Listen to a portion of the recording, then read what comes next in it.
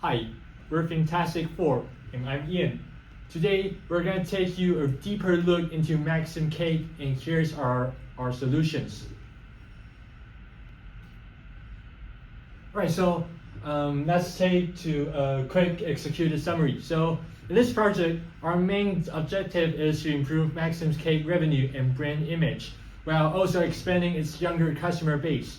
So, currently, Maxim is facing a poor brand image, a saturated bakery market, and intensified competition from both local bakeries and international companies. From our analysis, we identified three main problems. First, Maxim's product line is unrefined and outdated, which no longer meets the expectations of Hong Kong customers who now pursue higher quality. And second, the brand's political controversy has become seriously hurting its reputation, and the company has struggled to rebuild its image after being boycotted by younger customers, which makes it difficult to reconnect with the youth segment. And third, Maxim's sales are highly seasonal.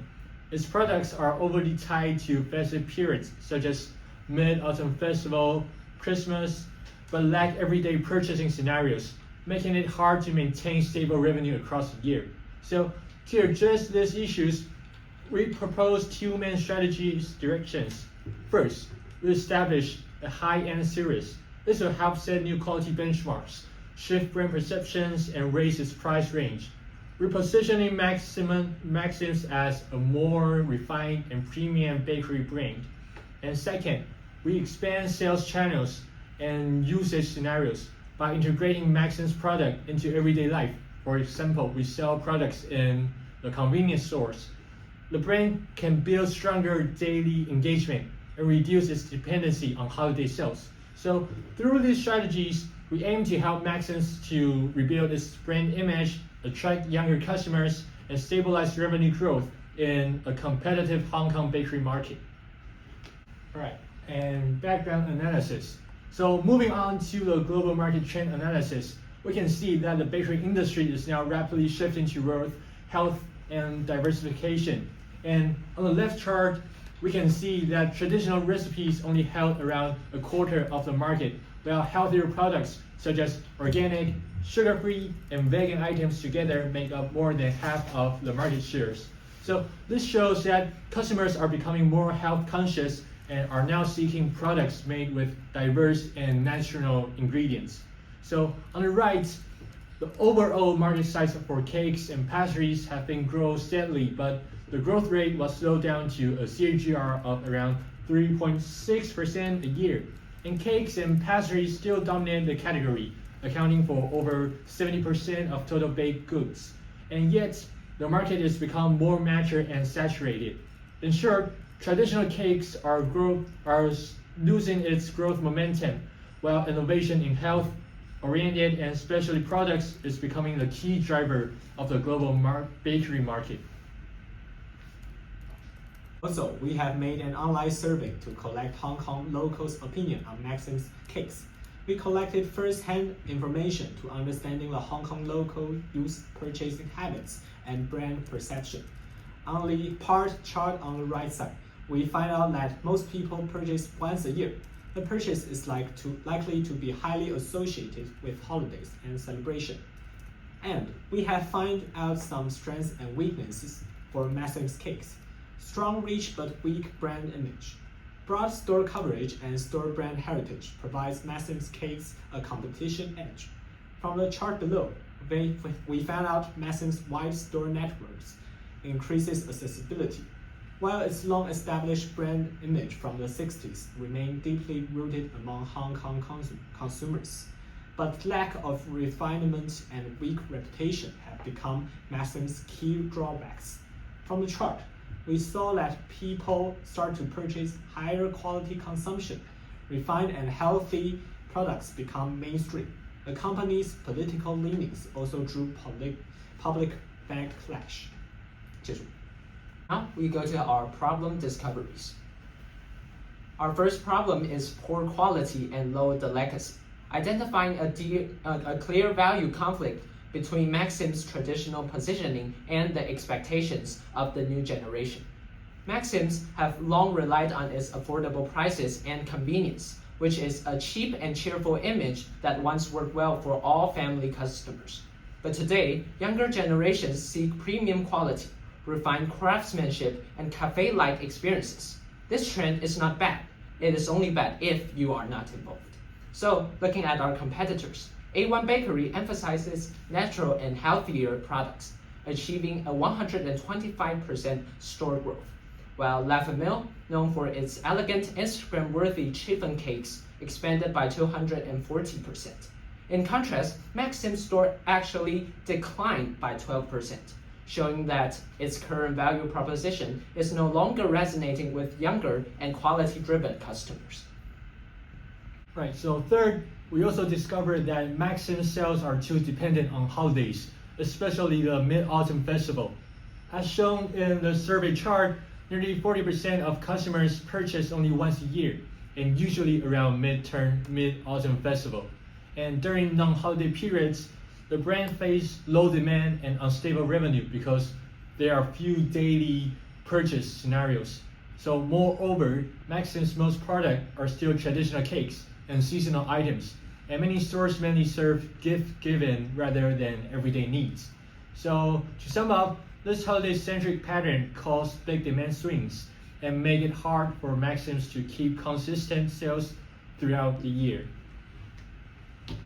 I would like to introduce the second problem faced by Maxim's, the damage to its brand image caused by political controversy. In 2019, Maxim Group was involved in political events in Hong Kong, which led to a strong boycott from local young people. As we can see from the chart, the company's local sales dropped sharply after the incident. Since then, the damaged brand image has remained deeply rooted in the minds of Hong Kong's younger generation, making recovery slow and difficult, and continuing to hurt the company's sales performance. Now we go into the solutions. Our first solution focuses on adding a premium product segment to rejuvenate Maxim's brand image. Currently, Maxim is perceived as affordable but ordinary. By launching a high-quality, high-price line, we can shift this perception, building craftsmanship, quality, and sustainability into the brand, while also steering attention away from political associations. Similar strategies have proven effective in the American burger market. For example, Shake Shack achieved a 40% CAGR, and Five Guys expanded from 250 to over 1,000 stores between 2008 and 2013. McDonald's, also known for its availability and affordability like Maxim, followed the same trend, and the premium burger segment grew 10 times faster than the traditional fast food chains. Applying this to Maxim's, we estimate through a Fermi analysis referencing McDonald's strategy that if 1/3 of the products were replaced by premium items, expected to grow 20% annually compared to 2% for the rest, the company revenue could increase by about 8% next year. In short, the premium segment not only upgrades product quality, but also it brings tangible financial growth and a stronger appeal to younger customers. Okay, next I would like to introduce our second solution, repositioning Maxim product by launching small package cakes and similar items into convenience store market. To avoid political sensitivity, we suggest using one of Maxim's sub-brand instead of its main brand. This strategy allows Maxim to enter a more neutral and everyday consumption setting, one that is less likely to be associated with political controversy. It also brings the brand closer to young people's daily lives, turning it into something they can casually pick up at a convenience store, rather than a product only linked to festival or gift giving. By doing so, we can effectively address both problem 2 and problem 3. This strategy also fits well with Maxim's existing strengths. Currently, there are no similar ready-to-eat cake products in Hong Kong convenience stores, so this move will give Maxim a first-move advantage. Moreover, the company already possesses the required cold chain logistics and automated production lines to support this new product category. Finally, Maxim has previously worked with Dairy Farm Group, the distributor for 7-Eleven in Hong Kong, which provides a solid foundation for partnership and distribution. Overall, this strategy is perfect fit, tailor-made for Maxim to reconnect with the younger generation. For our second solution, we want to show a successful example when desserts walk into convenience store. This is an example in Taiwan. When Taiwan facing a growing dessert market, Family Mart launched a successful sub-brand called Minimore in 2023. Family Mart has made desserts for over 20 years. According to the government's inquiry, around 70% of office workers have afternoon tea or desserts every day to refresh their moods. Family Mart has their own superiorities, extensive store network, its own retail advantage, and strong demand. We think Maxim's Cakes has similar advantages. By selling desserts in convenience store with pre-packed mini desserts and new sub-brand, they can improve dessert sales and refresh their brand image. Okay. Right, so from mentioned above, Maxim must shift from festival-driven to lifestyle-driven. Our strategy, building a premium series and promoting daily consumption, will help the brand regain trust, attract youth, and sustain growth in the metro market. And so, in conclusion, Maxim's Cake is facing structural challenge, an outdated brand image, heavy reliance on festival sales, and weak connection with younger customers. So this transformation is not just about selling cakes, it's about redefining what Maxim's means to the next generations.